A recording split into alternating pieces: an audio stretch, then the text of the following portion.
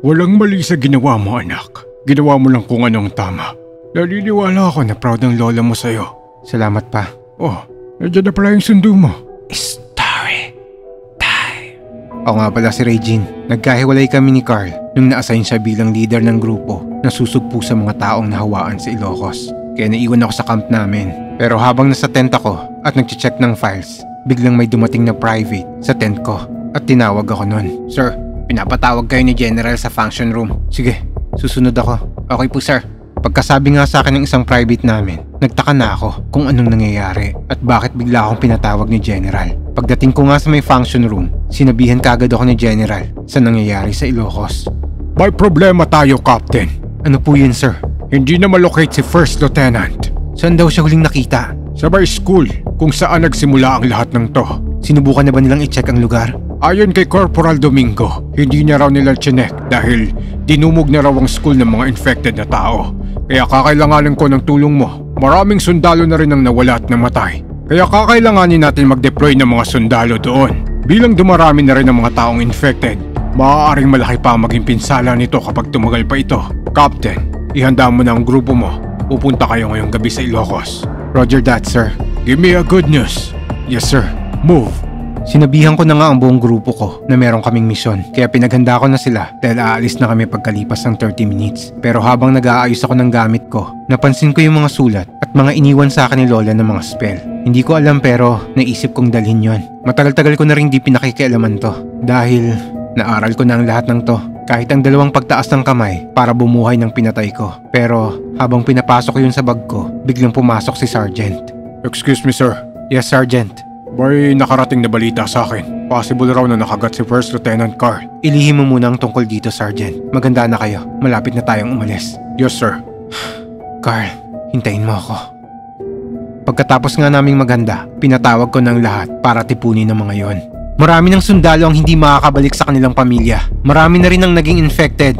Ayon sa DOH, wala pa rin lunas ang virus na kumakalat sa katawan ng mga infected na tao. Kaya ang order ng taas, kung sakaling malagay kayo sa peligro, patayin nyo ang mga taong infected na aatake sa inyo. Hindi sila nakakita, pero sobrang lakas ng pandinig nila. Kaya make sure na ang bawat baril nyo na gagamitin ay naka-silencer para hindi makagawa ng ingay. Dahil pag nagkataon na nakagawa kayo ng malakas na ingay, lahat ng infected na tao ay pupunta sa inyo. Kaya iwasan niyong gumawa ng ingay. Lulusob tayo sa tahimik na paraan.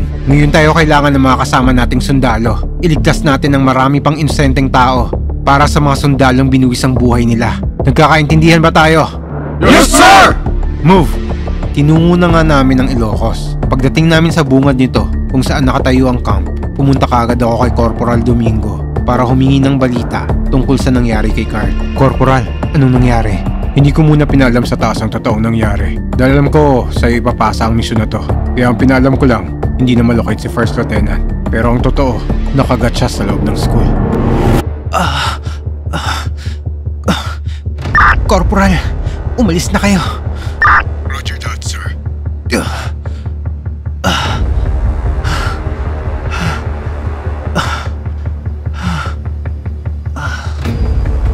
May binalikan siyang bata sa loob ng school. Classmate ng mga sinagip naming mga estudyante. Pero mukhang infected na rin yun. At mukhang yun ang nakakagat sa kanya. Salamat sa pagtago ng sekreto nito, Corporal. Ako nang bahala rito. Anong gagawin mo? Sigurado ko na isa na rin siya sa mga infected na tao na gustong atakihin ang mga inosente dito sa bayan na to. Hindi ko pa alam, Corporal. Pero kailangan maitago ko siya bago pa siya ma-encounter ng mga sundalo natin. Anong gagawin mo kung atakihin ka niya o ang mga sundalo mo? Ayoko mang gawin pero wala na tayong choice kundi patayin siya. Pero umaasa pa rin ako na baka maabutan ko pa siyang normal at di pa kumakalat ang virus sa katawan niya. Good luck, Captain. Humingi ako ng tawad na hindi ko nailigtas si First Lieutenant. Wala kang kasalanan. Ginawa mo lang ang trabaho mo. Ihanda mo na ang lahat. Papasukin pa natin ang ibang mga gusali na pwede pang matrap ang mga tao. Yes, sir. Kapit, Carl. Malapit na ako. Bago kami lumabas sa camp, binuo ko ang bawat team kung saan ang mga destinasyon nila. Team A and B, dumagdag kayo sa mga sundalo ng mga nasa evacuation center dahil hindi pwedeng mapasok ang mga yon. Dahil mawawala ng saysay ang ginagawa nating operasyon kung lahat ng tao sa bayan na to ay magiging infected. Team C, halugugin nyo ang bawat sulok ng kalsada kung meron pang mga taong natrap. Team D, pasukin ng mga bahay sa syudad na to kung meron pang mga pamilyang natrap sa mga bahay nila. Kami naman sa school kung nasaan nawala si First Lieutenant Carl. I-radyo nyo kaagad kung may nangyayari sa paligid nyo. Monitoring team, i-report nyo kaagad ang magiging galaw ng mga infected na tao para makakilos kami ng maayos. Nagkakaintindihan ba tayo? Yes, sir! Move! Pinasok na nga namin yung school kung saan nakagat si Carl. Dahan-dahan namin pinasok yon sa parang hindi kami maririnig ng mga infected na tao na nakapaligid sa amin. Pinacheck ko kaagad yung mga classroom kung merong tao ron. Clear. Clear. Pagdaan namin sa laboratory, nakita kong basag yung mga salamin at yung mga infected na tao nasa ground palakad-lakad. Sinenyasan ko kagad sila. Naaakyat kami sa second floor para i-check ang sulok nun. Pag-check namin sa mga room, walang tao doon. Nagsenyas na ako sa mga sundalo na i-check yung third floor. Habang ako, tutunguhin ko yung mga CR. Pag-check ko sa unang CR, walang kahit ano doon. Kaya tinuro na ni Corporal Domingo yung isang CR. Paglapit namin doon, nakakita kagad kami ng patay na infected na tao. Habang nasa ilalim nun, yung bag ni Carl. Nagsenyasan na kami ni Corporal Domingo sa pagpasok sa loob ng CR. Pag ilaw namin doon, nakakita kami ng batang nakahiga. Dahan-dahan namin pinasok yon. Tiningnan kagad namin yung bawat sulok. Baka merong biglang tumalon at kumagat sa amin. Pagkatapos, dahan-dahan naming nilapitan yung batang nakahiga na may tama sa ulo nun. Chinek kagad namin yung mga cubicle. Pag-check namin, walang bakas ni Carl sa bawat cubicle. Negative, sir. Carl, nasan ka? Kailangan ko lumabas sa eskwela na to.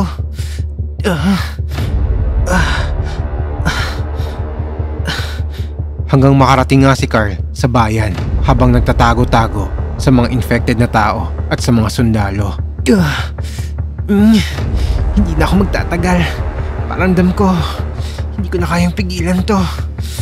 Kumakalat na siya sa katawan ko. Nanlabo na yung paningin ko.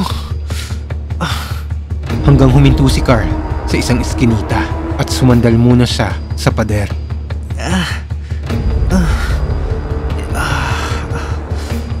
Hanggang maya-maya, nakarinig siya ng isang iyak ng batang babae. Nagtingin-tingin siya sa paligid niya at niready niya kagad yung baril niyang may flashlight. Dahan-dahan siyang lumapit sa may drum sa dulo ng eskinita. Paglapit niya doon, bigla niyang sinilip yung likod ng drum at pagtingin niya doon, walang tao doon o kahit ano. Hanggang pinakinggan niya ng mabuti yung iyak. Nang marinig niya ng maayos, nanggagaling yun sa loob ng drum. Kaya dahan-dahan niyang binuksan yung drum sa paraang hindi siya makakagawa ng ingay. Pagtanggal niya ng takip ng drum, tinutukan niya kaagad yung tao sa loob ng drum. Pagkita niya doon, bumungad sa kanyang isang batang babae na umiiyak. Ayos ka lang ba? Nakagat ka ba? Umiling yung bata para sabihin kay Carl na hindi. Pagkailing ng bata, habang umiiyak yon, binuhat kaagad yun ni Carl palabas ng drum. Pagkalabas niya doon, chinek niya kaagad yung bata kung totoo ngang walang kagat yon. Nakita niyang walang galos o kahit anong dugo yung bata. Huwag kang matakot. Dadalhin kita sa ligtas na lugar. Okay? Kinuha ni Carl yung panyo niya na may nakasulat na pangalan niya at inabot niya yon sa batang babae. Huwag ka nang umiyak. Ito, panyo. Unasan mo na yung luha mo. Halika na. Paglabas ni Carl, nagulat siya sa nakita niya. Nagsisitakbuhan ang lahat ng mga infected na tao sa iisang direksyon. Hindi pwede to. Papunta sila sa evacuation center. Kailangan ko silang maabisuhan. Tara na. Nang hindi namin nakita si Carl sa CR, biglang nagradyo sa amin yung isang private na nag-check sa third floor. Sir, merong auditorium dito sa third floor. Bubuksan ba namin? May naririnig ba kayo sa loob? Wala po, sir. Hintayin nyo kami ni Corporal Domingo. Aakyat na kami dyan. Copy, sir. Tara na. Inakyat na nga namin ang ikatlong palapag ng dahan-dahan. Pagdating namin doon, pumwesto na kaming lahat para kung sakaling may mga infected na tao at atakihin kami nun, nakapwesto kami ng maayos. Pagpwesto namin, sinenyasan ko si Private na paputukan niya na yung doorknob. Pagsira nun at nung bubuksan na sana niya yung pinto, biglang bumukas yun at tumumba siya. Naglabasan ng mga maraming estudyante na infected na nakulong sa loob ng auditorium ng school na yun. Pero nung sisigaw na ako ng fire, bigla kaming nagulat dahil hindi kami inatake nun. Nagsitakbuhan yun pababa ng ground. Anong nangyayari? Sinilip namin yung ground at pagsilip namin doon, nagulat kami dahil pati ang mga nasa ground ng mga infected na estudyante ay nagmamadaling lumabas ng school na parang meron silang pupuntahan dahil iisa lang ang direksyon na patutunguhan nila. Habang nagtataka kami sa nangyayari, biglang nagradyo sa amin ang monitoring team. Captain, umalis na ang lahat ng infected na tao sa mga pwesto nila. Alamin niyo kung saan sila papunta. Roger that, Captain. Sir, gumagawa na ng ingay ang mga infected na tao sa harang dito sa evacuation center. Paano nila ginagawa yon? Inuuntog nila ang sarili nila sa harang, sir. Bawasan niyo isa-isa. Sabihan niyo yung mga sniper natin sa taas. Copy, sir. Captain, patungo sila lahat sa evacuation center. Copy. Everyone, go to evacuation center! Dali-dali nga kaming lahat pumunta sa evacuation center dahil mukhang nalaman na ng mga infected na tao kung nasaan ang maraming normal na tao sa bayan na to. Pero bago pa kami makarating doon, nakakita na kami ng kumpul-kumpul ng mga infected na tao. Captain, mukhang malabong makapasok tayo gamit ang sasakyan. Dudumugin tayo ng mga yan. Pakasabihan ng lahat na bumaba ng sasakyan at maglalakad tayo papunta sa likod ng evacuation center dahil wala parang mga infected na tao doon. Copy, sir. Bumaba na nga kami sa mga sasakyan namin at tinungo namin yung likuran ng evacuation center ng dahan-dahan. Pagdating namin doon sa likod, binuksan kaagad ng mga kasamahan naming sundalo yung gate or harang doon. Everyone, pumesto na kayo dahil posibleng lusubin tayo ng mga yan. Copy, sir. Habang pumupwesto na ang mga sundalo ko, ako naman ay umakyat sa taas kung saan nagmamonitor ang team namin doon. Anong balita rito? Mukhang dito ang tungo ng lahat, sir. Sinilip ko yun sa telescope. Pagkita ko ron, ang dami ng mga infected sa paligid namin. Sir, mukhang nalaman na rin nila yung likod na dinaanan natin. Marami na rin mga infected na tao na nagpupumilit pumasok doon. Hindi na natin malilikas yung mga tao rito. Papwestohin nyo na ang mga sundalo natin sa likuran.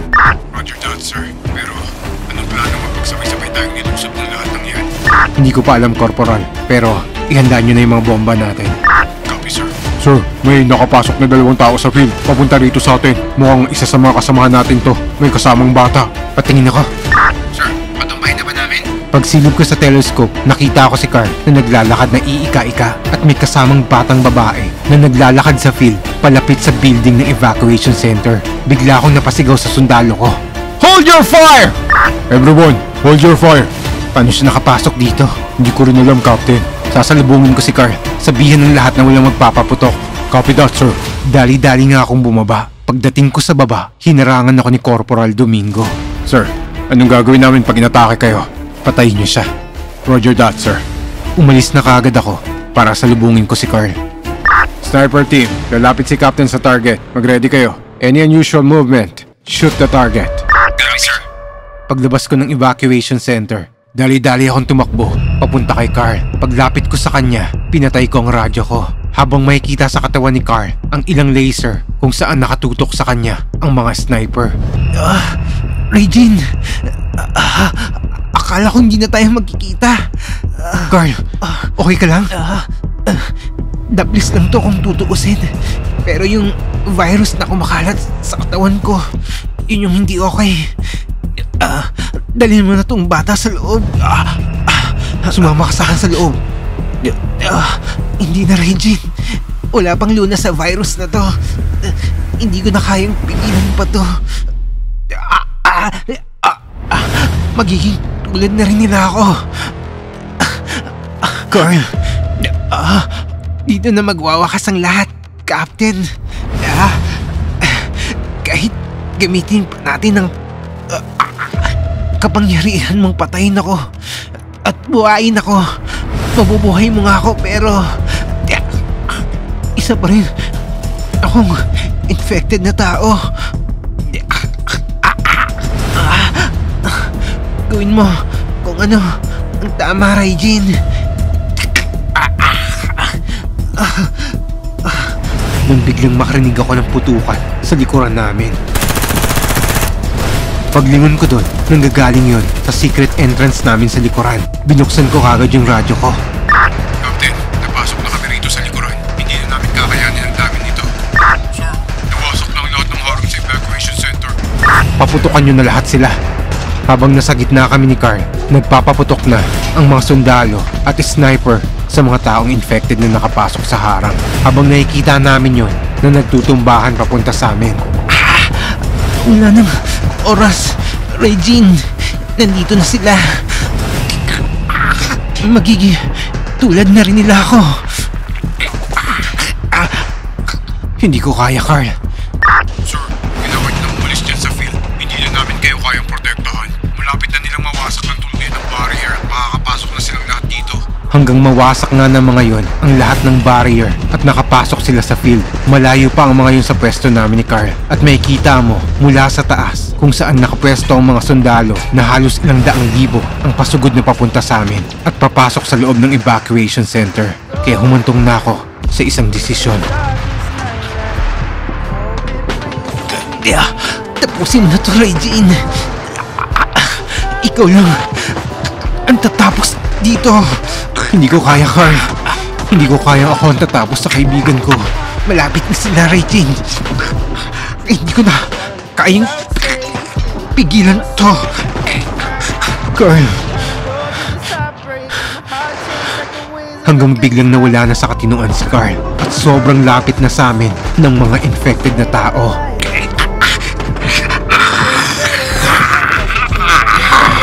Nang aatakihin na nga ako ni Carl at ang lahat ng infected na tao sa paligid namin, dito ko na tinaas ang kanang kamay ko na parang nangangako. Patawad, Carl. At biglang nagtumbahan ng lahat ng infected na tao sa buong field kasama ang kaibigan kong si Carl na parang nawalan ng mga malay ang mga yon. Nagulat ang mga kasamahan kong sundalo sa nangyari. Dito ko na hindi napigilang tumulo ang mga luha ko nang makita ko si Carl na nakabagsak sa harapan ko. No matter where you go, you're always on my mind. I could be alone, you're never far from sight. As far as we go, through the darkest night, I hope it brings you peace of mind. I know we'll be alright now. Habang tumutulo ang luha ko, biglang lumapit sa akin yung batang babae na sinagip ni Carl. Tapos inabot niya sa akin yung panyo na binigay sa kanya ni Carl na may nakasulat na pangalan niya. Can't escape this, there's no way. Now haunted by the mistake. Oh, nandiyan ang sundo mo. Tito, magandang hapon po. Magandang hapon din, Carl. Sige na anak, mag-iingat kayo. Una na po kami pa. Sakay ka na sa motor. Makakaligo na tayo ulit sa dagat. Nagdala ka ba ng pulutan natin? Kumpleto yan, Captain. Tara na. Habang nagdadrive si Carl, may tinanong siya sa akin. Regine, hindi kaya galit ang lola mo sa'yo? Hindi no. Sigurado ako na proud siya sa ginawa ko. Eh ikaw naman, hindi mo pinagsisisihan yung ginawa mo sa akin? Hinding-hindi. Pagkatapos magtumbahan ng mga infected na tao kasama si Carl, dinala kagad namin siya sa camp. Habang nasa loob siya ng tent, kasama ng ibang mga sundalo na mga namatay at naging infected din, tinititigan ko siya ng matagal. Habang tinititigan ko si Carl, bigla akong may naalala sa binigay ni Lola sa akin. Pagkaalala ko nun, pumunta kagad ako sa tent ko. Tapos, hinulungkat ko yung gamit ko at hinanap ko yung bigay sa akin ni Lola. Pagkuha ko ng mga yon, nakita ko ang isang sulat na may pamagat na ang huling pagtaas ng kamay. Nakasaad dito na, ito ang huling kapangyarihan na pwede mong gawin bilang isang hukluban. Ito ang huling pagtaas ng kamay mo. At dito, nakasalalay ang pagpasa ng pagiging hukluban mo sa mga susunod pang henerasyon. Pero pag ginawa mo ito, dito na matatapos ito kapalit ng buhay ng isang taong mahalaga sa'yo. Mabubuhay mo ang taong yon, pero dito na rin matatapos ang pagiging hukluban ng angkan natin.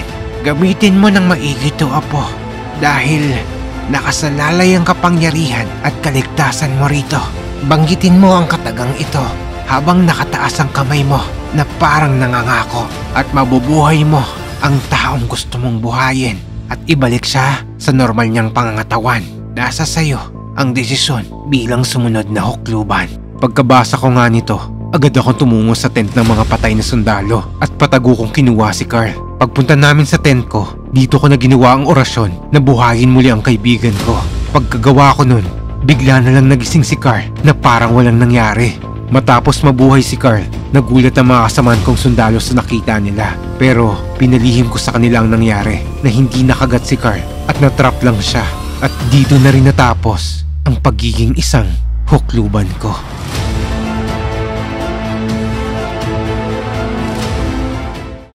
Buti naman hindi mo pinagsisisihan. Baka ibangga ko tong motor. Gago, Binuhay ka na, gusto mo pang mamatay tayong dalawa. Patayin kita dyan eh. Oh, wala ka ng power, sir. Ganon. Pero habang nagtatawanan kaming dalawa, biglang may nadaanan kaming matanda na parang pulube. Hininto kagad ni Carl yung motor, pero paglingon namin doon, biglang nawala yun. Teka, nasa na yun? Nakita mo yun, di ba? Oo, pero saan nagpunta yun? Ewan, tara, sakay na. Nakakatakot ba kung ano pa yun? Wala ka pa namang power. Gago, bilisan mo, baka aswang yun. Bilis, sakay. Ipakwento na lang natin sa TikTok ni Jess D Film yan. Basta, ang mahalaga makapagdagat tayo. Let's go! Sabi sa akin ni Papa, nung namatay si Mama dahil sa panganganak sa akin, hindi pinili ni Lolang buhayin si Mama gamit ang huling pagtaas ng kamay. Dahil alam ni Lola na nakatadhana akong iligtas ang marami pang tao sa mundo. At sigurado rin daw si Papa na nakita raw din ni Lola ang lahat ng to. Kaya hindi niya piniling wakasan ang pagiging hukluban namin. Hindi man na ako hukluban, handa pa rin akong protektahan at maglingkod sa bayan. Ako si Regine Medina at ito ang huling kwento ng pagiging hukluban ko.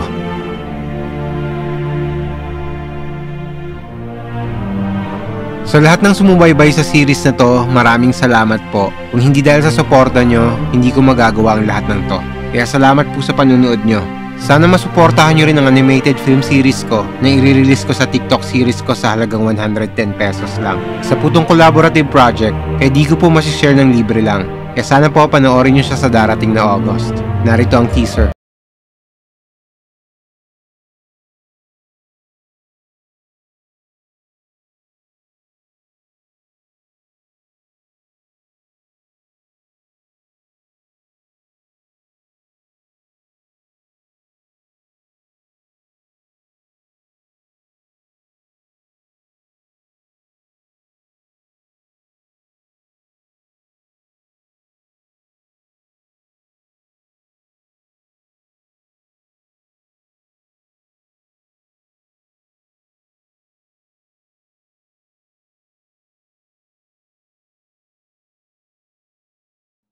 Muli, ito ang finale ng series ng Hukluban. Maraming salamat po.